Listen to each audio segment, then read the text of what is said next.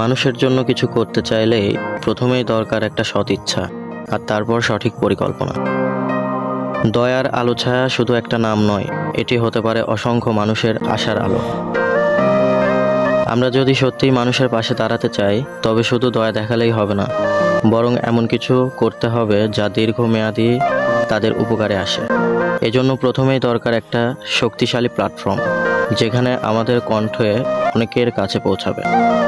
এই চ্যানেলে শুধু সাহায্যের জন্য নয়, বরং মানুষকে অনুপ্রাণিত করার জন্য। কেউ যদি দুঃখে থাকে, সে এখানে একটু স্বস্তি পাবে। কেউ যদি দিশেহারা হয়, সে এখানে একটা নতুন পথ খুঁজে পাবে। আমরা আমাদের কন্টেন্টের মাধ্যমে তাদের শেখাবো, গাইড করাবো এবং সর্বোপরি তাদের পাশে থাকবো।